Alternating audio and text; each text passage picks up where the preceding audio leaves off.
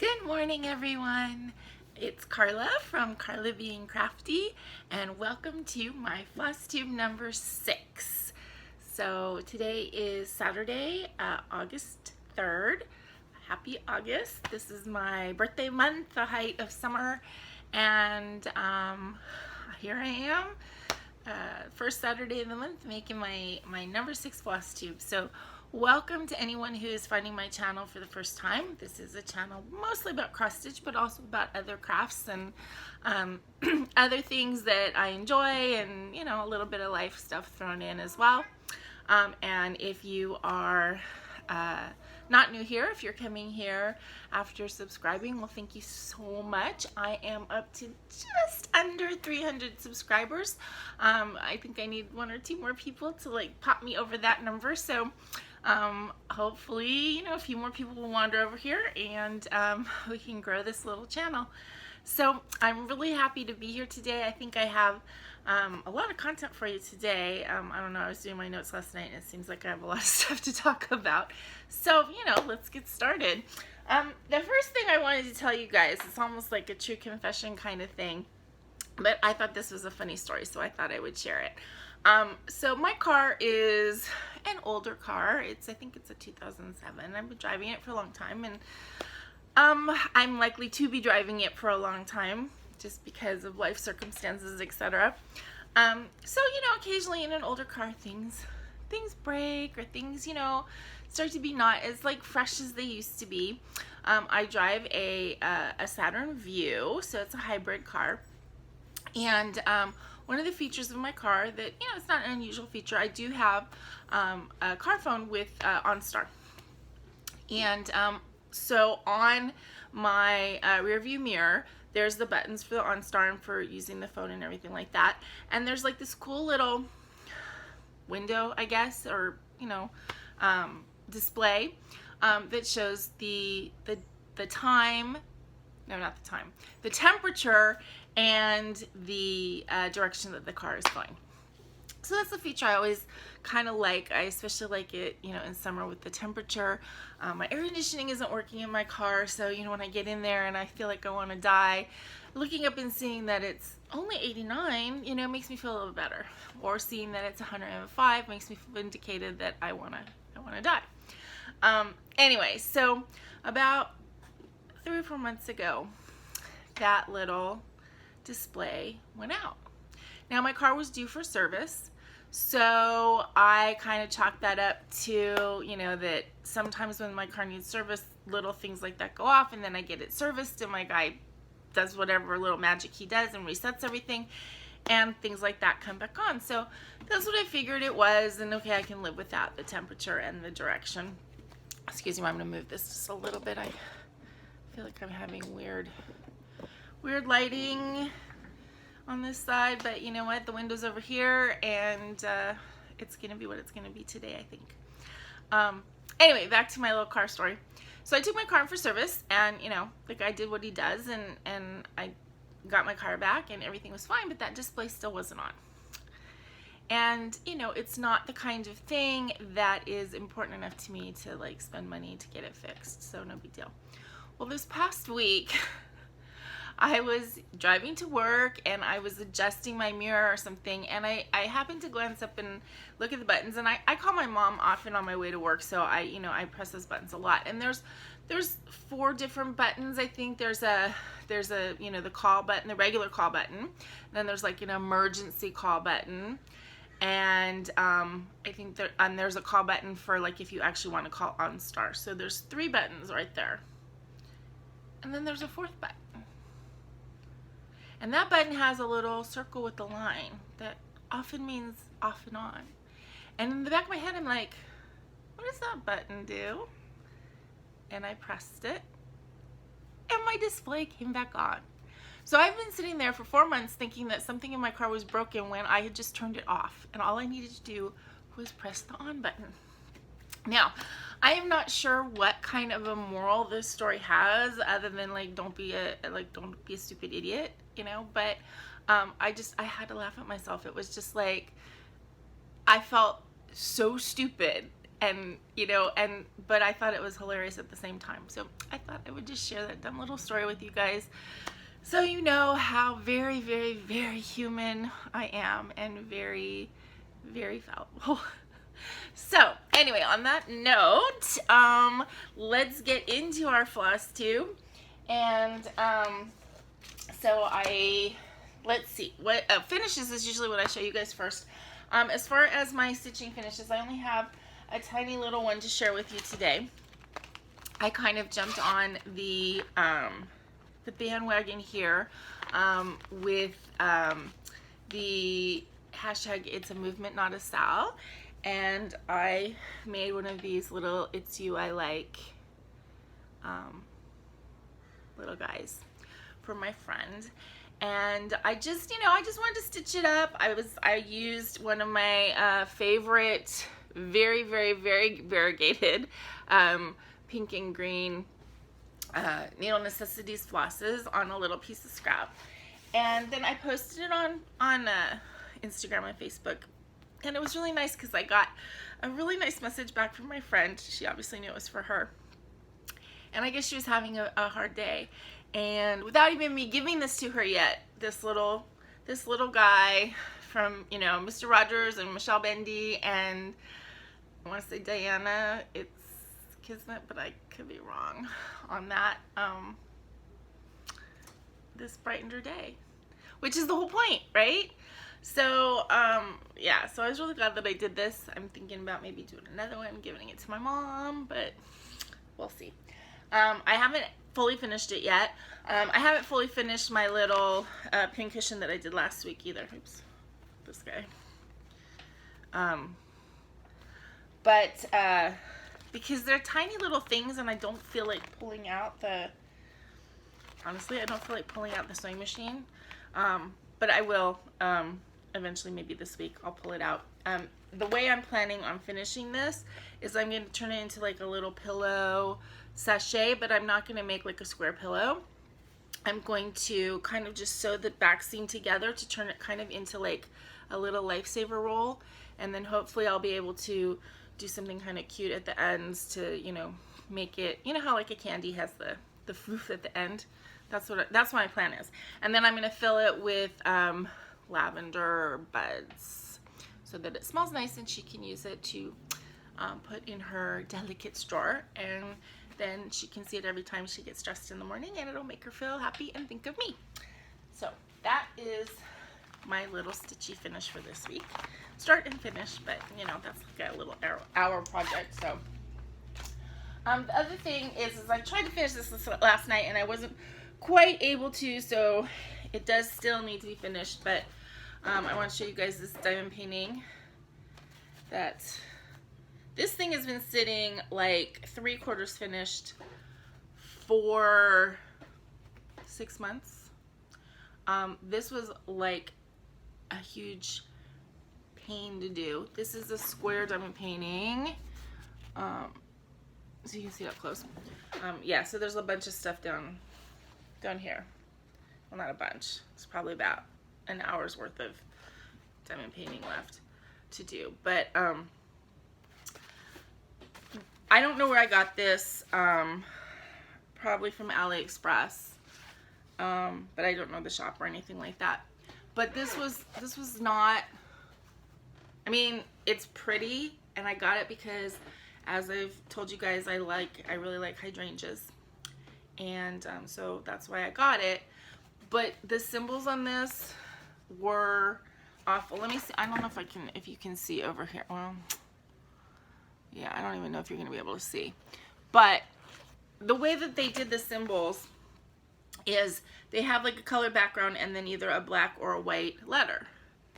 They chose the same color background and both white letters for the symbols E and F and H, and try and see the difference between those. I mean, with the E and the F down here, which is basically what I have left, I've given up. I'm just like, oh, that kind of looks like an F, and then I'm just going to fill everything in with the E because it's impossible to see. And then there was another couple that were like that, where it's like so similar, and then it's not even crisp. I mean, it's kind of blurry. The E's and F's are kind of blurry. Yeah, so not fun, but it did turn out pretty. It looks pretty in the viewfinder because, you know, that gives you that far away thing, which is often really important with diamond paintings. When you look at it up close, it looks like nothing but a bunch of blobs of color. But from far away, it's pretty. So that's going to go over. I have a big, really pretty vase with some artificial hydrangeas in it, and that's going to go by that. And the reason that I really like those hydrangeas so much, and actually I kind of use that bouquet of hydrangeas that I put together kind of as the basis for all of the colors, you know, in my living room. And when I moved last time, I used that vase of artificial flowers as a base. And the reason that it means something to me is because it's kind of like the first thing I did after my husband left. I had other flowers in our bedroom, and I decided I wanted to brighten things up. At that point, I thought he was coming back. I was really naive about everything that happened, but that's stories for another time and place. But you know, I wanted to brighten things up, and I went and I got these really pretty hydrangeas, and I changed this bouquet thing and I put it there. And so that's kind of like my first being an I instead of a we moment. So those hydrangeas in the vase kind of mean something to me, and I've used those colors in my decorating scheme, kind of the jewel tones that I've used. And anyway, so that's why I got that hydrangea painting originally, and I'm gonna frame it and put it over there by those flowers. If I get it framed, then I'll show it to you next week, probably, when I get it framed. By getting it framed, I'm putting it in a Dollar Tree frame. So yeah, I'm not spending lots of money on that kind of finishing, but hey, they look nice anyway. So okay, so that's the finishes that I have. A couple weeks ago, I showed you a bunch of the tools that I was enjoying using for diamond painting that maybe not everybody knows about or thinks about. So I thought I'd give you another one of those kind of little tips today. And what that is that I use, now again, I use hoops, so this doesn't work if you're using scroll rod. Well, they might work on scroll rods, I don't know, but definitely not on the Q-snaps because they're too thick. But for hoops, I use these little chip clip things to crown my extra fabric. These are like really inexpensive. You can get them anywhere, grocery store. I've got sets of like 10 for $2 or $3 at Ross, I think is where I usually will see them, and I'll just pick them up. But I especially like these that kind of have a big handle and have a magnet. So these are supposed to go in your refrigerator, right? But what I do, you know, here's my fabric, and then I'll use these clips to, you know, I roll up the fabric and corral it so that I'm not worried about it getting in the way of my stitching. But the thing that's cool is because these are magnets here, is then you can take your little pattern or your piece of pattern. I often make working copies and then just fold up just the part I'm working on. And then you can use your needle minders to then magnet your pattern to the top of your work. So that works really well for me a lot.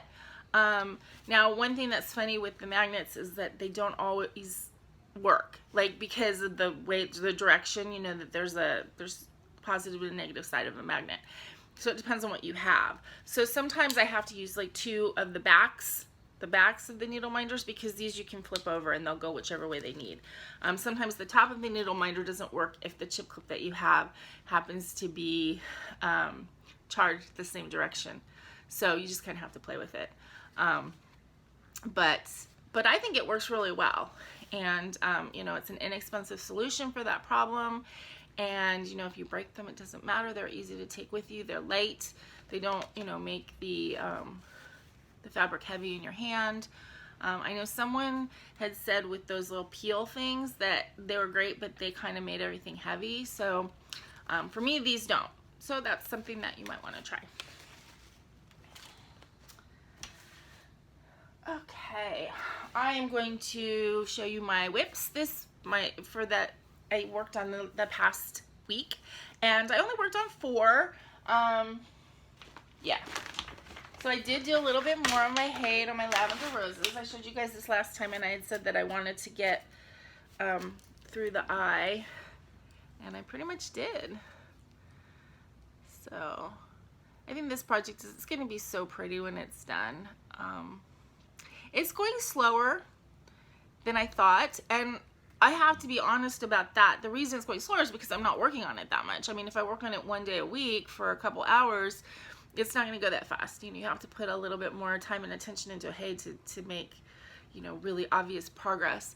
But that's okay. I'm not in any rush to get it done. You know, it's chugging along. I think sometimes with projects like these too, is like you have to go through kind of like the boring parts to get to something exciting, and whatever it is that's exciting for you. So like when I started this, watching the eye grow was really exciting. Now I think when I start the second diagonal, which you know, I still have a good chunk of work to get through this diagonal. But then when I start the next one, I think as I get down in here, I'm going to actually have a new color scheme coming in. I think the pink of the nose is going to start showing up. And maybe the second eye is going to come in soon. Because this is not a very big piece. I mean, as I said, I think it's more than halfway to the end. So it's not more than halfway done, but it's more than halfway across the top. So anyway, that's Lavender Roses. That is a Hade pattern, and the designer is Carrie Hawks. Okay. Oh, this has been kind of one of my focus pieces.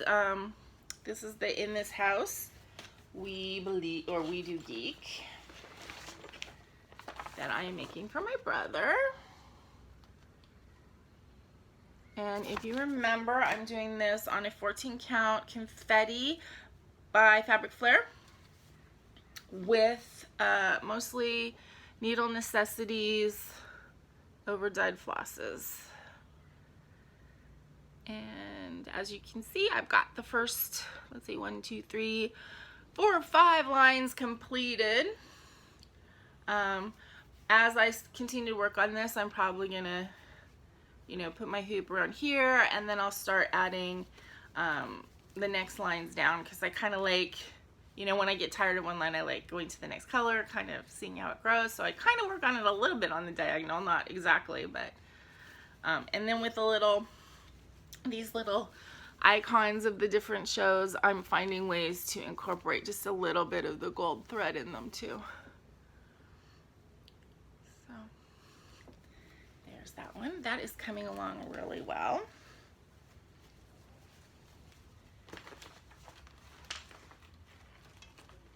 And I have to say, I'm loving using the over-dyed, the Needle Necessities flosses.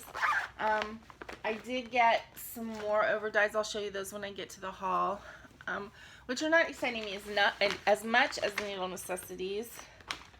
But yeah, I'm really enjoying the way, you know, the color play of using those over-dyed variegated flosses is working. Okay, then this is let me show you the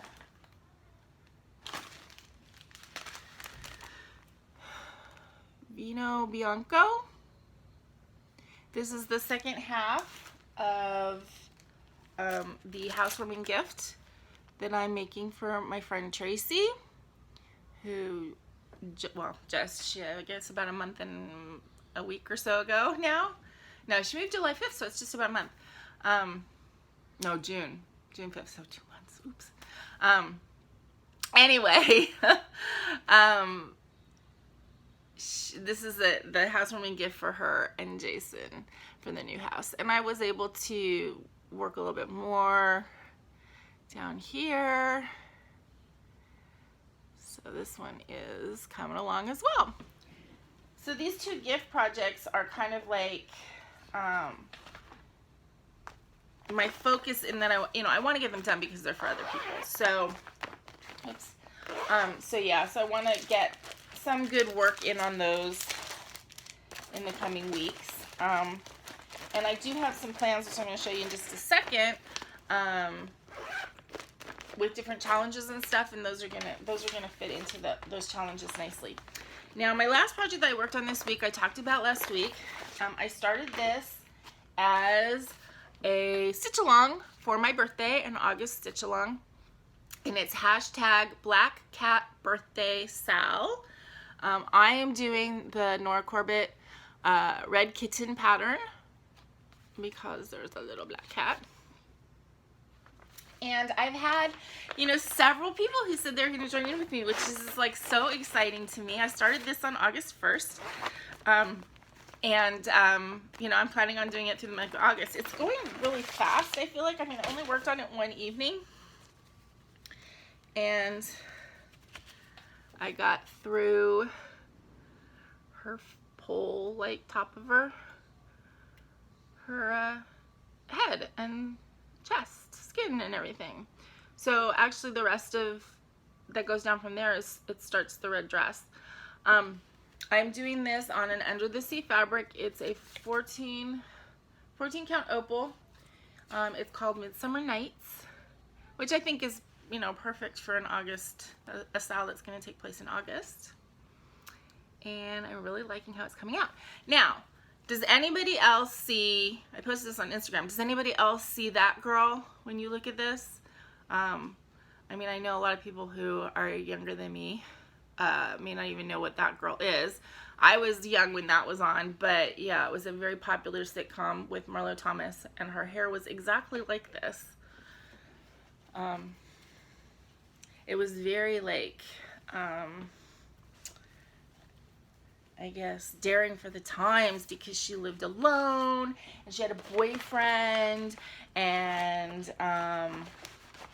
she didn't live with the boyfriend, of course, but there was definitely a couple of sitcom situations where they're stuck together for the night and they had to do whatever they could to make sure that it wasn't inappropriate. But yeah, she lived alone, she was an actress, and she was always getting in trouble, and she had the most expensive wardrobe you've ever seen in your life, even though she supposedly had no money at all. Yeah, so Marlo Thomas and that girl. And this project really reminds me of that. But I'm really enjoying doing this birthday style, and I know, let's see, who's joined in with me? I know Jennifer Bluegrass Stitcher is doing a really cute little bookmark that is in honor of my birthday, and Stitch and Daisy, I think, said she was going to join, and there's a girl, Sarah K. Stitches. I'm not sure if she's on FlossTube or not. I need to check that again, but she joined me on Instagram. Now, she was like, she wanted to join, but felt really bad because she just got this really big project that she's doing as a gift, I think, for her grandfather, and she has to get it done by October. She has this deadline, and of course it doesn't have a black cat on it. And so she kind of messaged me and she said, I'm sorry, I wanted to join, but I really need to do this. And my feeling is that the point of a SAL is that friends, maybe friends they've never met, but friends are doing something together and, being able to talk about it a little bit and encourage each other. So that's the whole point, right, of what a stitch along is. And, excuse me, and I chose Black Cat Birthday Style because I thought that would be easy for people to join in, just because, in August you're maybe thinking about doing October projects, and I had this one that I really liked. But it's also because I just wanted to do something for my birthday, to have people celebrating my birthday with me. So I told her that, it's my style. I can make whatever rules I want. I told her to just put a black cat needle minder on her project and then join in. So that's what she's doing, which is great. So I'm really happy about that. Michelle Bendy, I think, is going to join the SAL, and she's going to work on her Glendon Place project that we've seen in other videos of hers. I don't think she's worked on it, she worked on it last month, but I think she's planning on working on it in August, and she'll join in on the SAL with that. And Gary Gary H. I never know how to say his last name, but Gary H. from Sunshine Stitchers and Garon Toten Bags. He said that he's going to join in with something starting on the 15th, which is my actual birthday. And Tina Frazier she's using the Mill Hill Kit Wand of Wands because there's a little black cat in the window, which is kind of cool. So she's going to join in on it as well. And anybody else, if you want to join in on the SAL, please do. You know, I'm actually planning on making this an annual thing. I mean, I am not planning on stopping FlossTube anytime soon. I'm not planning on stopping stitching, and I am planning on having more birthdays. So, yeah. So I'm gonna do this every year. I'm gonna do a Black Cat birthday SAL in August. I'm sure I will be able to find a pattern I love every single year. And so hopefully, you know, it will be a movement that will grow. So anyway, so please join in on that, and either message me on FlossTube or join in on Instagram.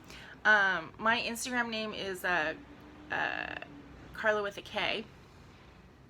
So you can find me there, and yeah, please join in. So that brings me kind of to plans and talking about Instagram, and I guess I don't know if this is a confession, but this is the reality. So I'm joining in on a really cool thing on Instagram. It's a hashtag a common threaded stitcher, and it's a tag that that was developed by KB Stitching, I think. Didn't write that down, I'm sorry. It's like K-E-A. Anyway, go look for the hashtag common threaded stitcher and you'll find it. But anyway, so it's a tag of like a prompt every single day to, you know, answer the prompt and post a picture, and basically it's trying to get all of the people on Instagram who cross stitch to kind of, you know, gather in one place and get to know each other, and it's really cool. So I'm trying to participate in that. I have to be honest though, Instagram I find a little bit overwhelming as I follow more people or, you know, follow more tags. You know, I look on Instagram and there's all these new things to look at, and I do find it a little bit overwhelming. So I'm going to try and follow along. I'm going to try and post every day. And I really try really hard to like everybody's like opening day post, but yeah, I think I'm getting to the point where it's like I want to read them and I totally want to participate, but I have to realize my limitations with being overloaded and overwhelmed. So I do find Instagram a little bit overwhelming. Does anybody else, you know, feel that way sometimes about social media, that it's just too much, that you need to like either step away or step back or whatever? Because it's just sometimes it's like, yeah, it's just too much input, I guess. But I do think that is like a really cool thing, this tag, and so I'm glad to be participating in that, and it's really great actually to put, you know, names and faces together and kind of, you know, try and start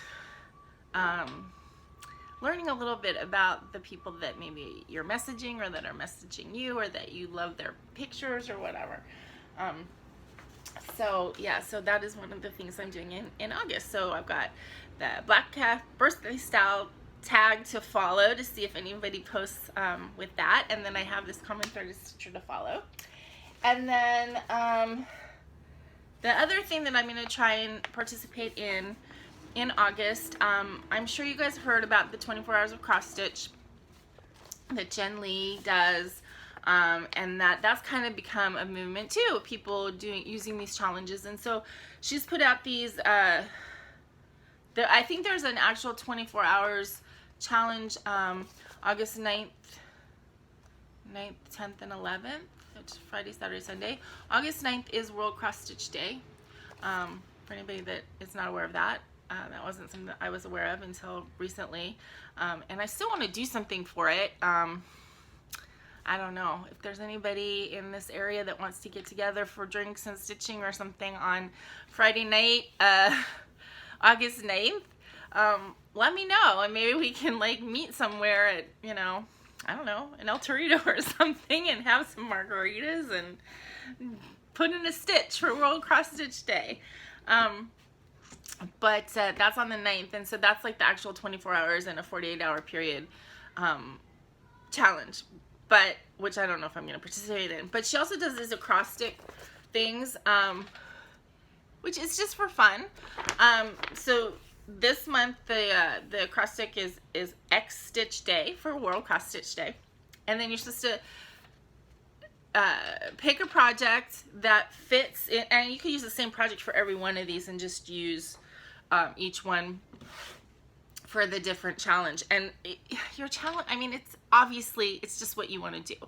So you can have a time challenge, so you could track your time for each one of these things to work 24 minutes or 240 minutes, which is 4 hours, or 480 minutes, which is 8 hours, or you can count your stitches. So I decided to go ahead and plug my projects into these things, and then, you know, of course, you're not doing them on a particular day, you're just trying to get this done over the course of the month. So I really don't think that's gonna be a problem. I was gonna work on all of these anyway. It's just a way to kind of like motivate and have fun with it.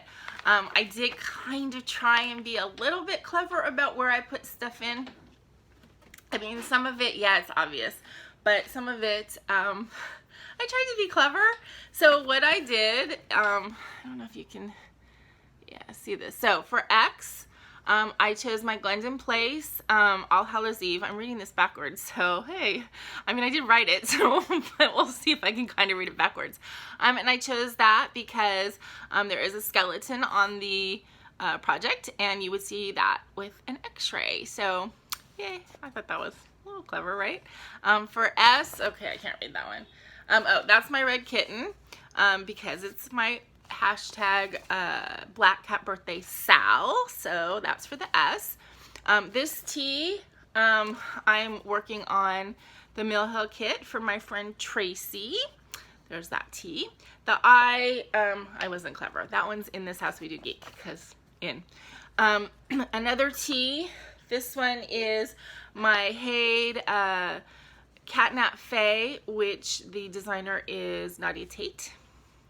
The C is my other Haid, Lavender Roses, and the designer on that is Carrie Hawks.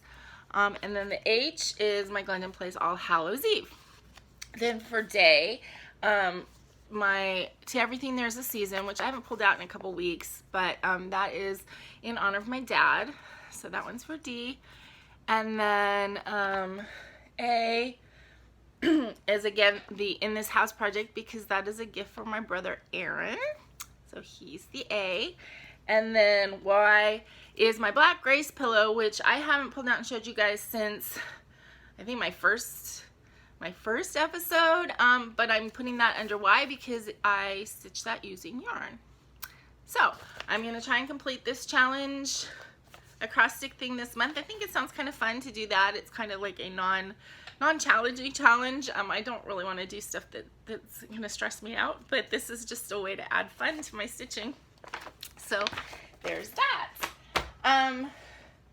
Another thing in my plans, I had talked about this last week about starting the Lion of Judah for my birthday, on my birthday, and I had said that I was only going to start it if I completed either the In This House or the Mill Hill kit Vino Bianco. So I was kind of giving myself a little rule, I guess. And I thought about it, and I'm actually going to break that rule because I realized that I really do want to start this for my birthday. I want to have something that, you know I started on my birthday, and in fact I might put that somewhere on it. I don't even, maybe on the back. Maybe I'll actually stitch it on the piece that it was started on my birthday in 2019. But so I'm modifying my rule. I'm not going to work on this until I complete one of my other projects, which will probably be the In This House. That one's going faster. But I'm still going to start this on my birthday, and I will allow myself to work on it that weekend if I feel like it, because my birthday's on a Thursday. But after that weekend, which is also, no, it's not World Cross Stitch Day, sorry. But after that weekend, then it will go into timeout until I finish something. So Somebody messaged me on my last video, and they're like, you should start it, it's your birthday after all. And you know what, they were right. So I'm gonna start it for my birthday regardless. And then if I have not completed something prior to me starting this, then I will put it away for a week or two until I can get something finished. So there's that plan. Okay. All right. Haul. So I don't have that much haul. I mean, we've talked about this before, that, you know, I'm kind of in a low buy, and I'm going to try and stay that way. I mean, I get paid next week, you know, and I have a couple plans, so I will have a couple things that I'm going to purchase, but, you know, I'm trying to be good. I say good. I mean, I don't know if it's a good or bad. I'm just trying to be wiser and not be so stressed out at the end of the month when I have no money. So, but I also have that gift certificate from my friend from 123 Stitch. So that's there for an emergency buying situation where I just feel like I gotta have something. But next week I do get paid, so I do have a couple things on my list of purchases, craft purchases that I want to make that I will share with you. And I also just got a message from this really nice lady on Facebook. I met through Facebook when I was actually showing my Lion of Judah when I first purchased that, and I was saying how I was so excited to find that, and how it was really hard for me to find any Judaica stitching that spoke to me.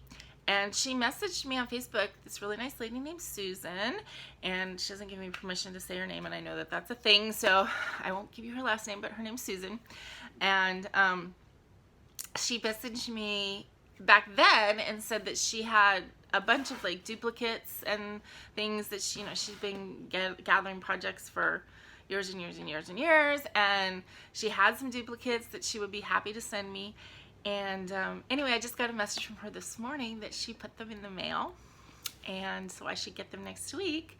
So I will actually have my first like stitchy mail, like stitchy kindness coming to me that I can share with you. So I'm really excited about that. I have no idea what I'm getting. I'm assuming it's kind of Judaica themed stuff, but whatever it is, it's gonna be really exciting, right? So anyway, so that's next week. This week I have a couple things to show you. First thing, I forgot to show you this when I had ordered the little Flip It, Cat Flip It, and the other little cat, pattern that I ordered for Ms. Jen's Stitching Niche on Etsy. I forgot to show that she sent it with this little free patterns. This is from the Tiny Modernist, and these cute little cactus. And I, you know, I say hello to your little friends, which I don't think I would stitch it that way. I would probably stitch these little guys. I'm thinking maybe I might make them into like refrigerator magnets or something, because they're really cute. So yeah, this is one of those little projects that when I am itching to do a new start, but I don't want it to be like a long time project, I have 6 little cactus to be stitched that I think are adorable. So that was like a little free thing that I got that I forgot to show you guys, but I was really excited actually when I got that. This is another little thing that at our Saturday meetup, Jenny, I don't know her last name, but Jenny had a couple things that she wasn't going to use, so she had them out and said, did anybody want them? And this is just a little ABC chart book. It's got a couple, you know, cute little charts. There's a alphabet with flags, alphabet with stitchy things, sewing machine and thread, and you know, obviously these are patterns, so I can't really show. But and then what was the one in here that I really liked? Oh, there's one with butterflies, which let me see if I can show you that part. Which my mom loves butterflies, so that might be something to do for her at some point. And yeah, so these are kind of cool. And I was also thinking about my tote bags. You know, maybe that might be something to put on one of my tote bags. It's like a big K with a butterfly. I think that would fit. It also came with 2 things of free thread, so that's kind of fun thing to get. And then the two things I actually purchased, as I said, I ordered some Overdriven floss. This is from Queen City Dye Company. Now, I got these on eBay, but I think she also has an Etsy shop. She, I guess, ties her own floss and maybe fabric. I'm not 100% sure. But she was selling like grab bags of floss. So, you know, 10 flosses for around $10. So I got 2 bags. And they came in. I think she uses DMC as her base. They're really pretty. I'll be honest, they're not as thrilling to me as getting the Needle Necessities, and I think partly is just because of the packaging. I mean, I know that sounds terrible, but the way the Needle Necessities are all wound, the fact that they're 20-yard skeins, that was really exciting to me. But, I mean, these colors are really pretty. And of course, I know they're not going to show up as nicely as they really are. Let me see if I can find something that's really, well, this one's pretty variegated.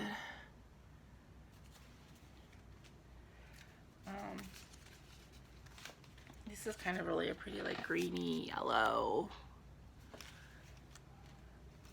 Obviously, it's becoming very apparent to me that I am not a as it is charted kind of person.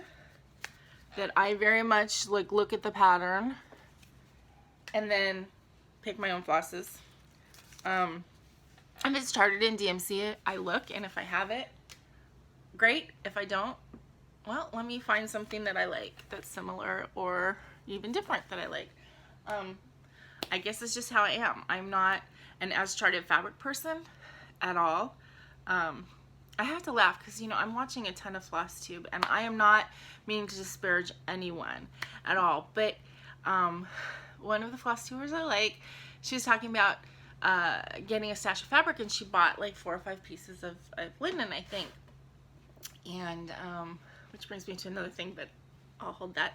And so she was showing them, and you know, these 4 different colors that she got because she wanted to try the different colors, you know, and they were like mushroom and flax, and you know, and I don't know. To me, it was like beige and beige and beige and beige. I don't know if it's like my eyesight is just not refined enough, or my taste is not refined enough, but to me, all of these colors of beige are beige. If it's neutral, it's all the same color. Maybe a little bit lighter, maybe a little darker. They don't do anything for me. Now, other people might feel that same way with, you know, 4 different colors of purple over dye fabric. You know, to me, I see the differences there. So I'm sure that's just, it's a personal preference thing. I mean, I don't really do primitive type stuff. I'm not really drawn to that. So, excuse me. Ugh. This one's really pretty, pink and lavender. Yeah, but I just think it's funny because, you know, to me, it's like all these fabrics that, and I mean, people are, you know, it matters, of course. You care about what you're picking for your projects and the colors that you're picking. And when you are into that primitive style, that was embarrassing. Somebody just walked past my window and I'm sitting here talking to my phone. Okay, whatever. But anyway, I just think it's funny. I mean, and it's different tastes, and that's one of the things that makes FlossTube and this community so great, right? Is that we all have such different tastes and different things that we're enjoying, and it's great to be able to share that with everybody. And it's really great to be able to look at other people's work that you perhaps would not ever do yourself, and just be excited by their enthusiasm and their love of their project and the beauty of their project that you would perhaps never make. And to enjoy other people's art. So anyway, I just think it's funny that, you know, I see all these different colors of beige, and they're all beige to me. Okay, so anyway, that's my Overdriven floss. And the last thing that I got is a piece of fabric from eBay again. Now, I have been going back and forth on this piece of fabric. I saw it on there, and it was a good price, but I was like, I don't know if that, I mean, I think it's pretty, but what would I do with it? So it's this piece of fabric. It's called Gelati, and I think it's from Enchanted Fabrics, which I guess doesn't exist anymore. It's a 16 count Aida.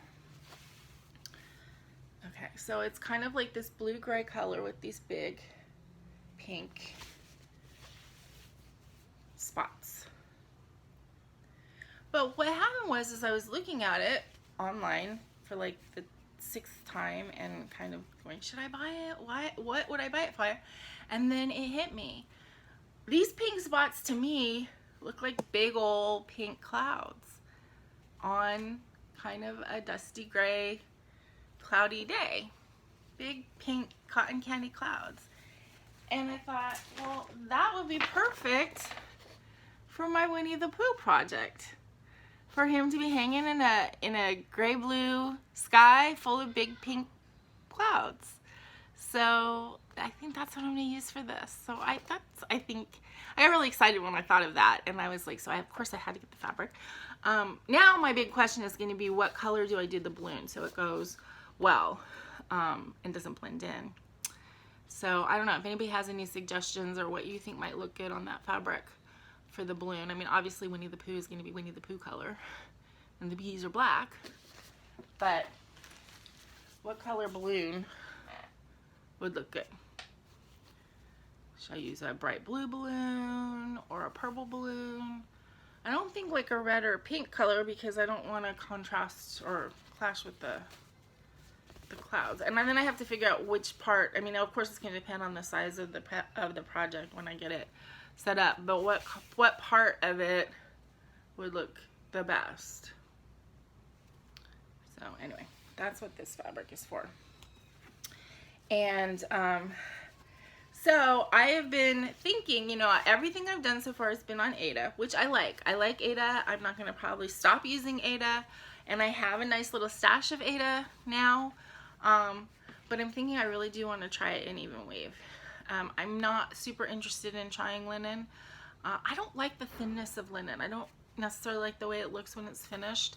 I like the thickness of Aida. I like working on a nice thick fabric. But I kind of want to try an Evenweave. So what I'm thinking I'm going to do is, obviously if I see something on eBay that's a really good price, I might get it. But if Under the Sea Fabrics, I'm sure she's going to have another sale eventually. So when she has another one of those kind of sales where you can get the Stitcher's 8th for a really good price, I might do that, but try, instead of getting the Aida, which I think that my phone cut out because I did a longer video. I got to, I think, 45 minutes and it just stopped. So anyway, I guess I'll have to put these together, which I learned how to do a couple of videos ago. So anyway, yeah, so I was talking about wanting to try an Evenweave along with my Aida. So I think that that when there's a good sale, I might get a couple different pieces to try. Most of the people who are Aida people who have tried Evenweave then talk about how much they love it. So I haven't seen very many people with Evenweave who said that they tried it and they didn't like it. I have seen people with linen who didn't like it, but yeah, I want to try it, you know, and if I don't like it, I don't have to use it. I like Aida, so it's not like I'm going to feel like, oh, I'm stuck with Aida. In fact, it's kind of annoying when people talk that way about Aida, because there's nothing wrong with it. I mean, I think, I don't know. I don't think it's necessarily, I mean, obviously when you get into a bigger count fabric, of course it's easier to work on, but you know, it still takes skill and concentration to make your work on Aida look good too. So anyway, so I don't think we need any of that disparaging kind of stuff in this community. That's just my opinion. So if you think Aida is for amateurs, then, you know, keep it to yourself. But I am an amateur. Amateur means for the love, rather than for the money. So, you know, I'm a proud amateur crafter because I do it for the love. And on that note, I think that's about it for this video. I again want to thank you guys so much for joining me, for subscribing, for liking, for commenting. You have no idea how much those comments mean to me, and I check them way too often, and I am trying to answer back to everyone. The fact that I'm making so many stitchy friends through this media is just, it's amazing, and it's wonderful. So in the meantime, until I see you guys next week, please remember to always be content, be kind, and be crafty. Thank you very much, everybody. Bye-bye.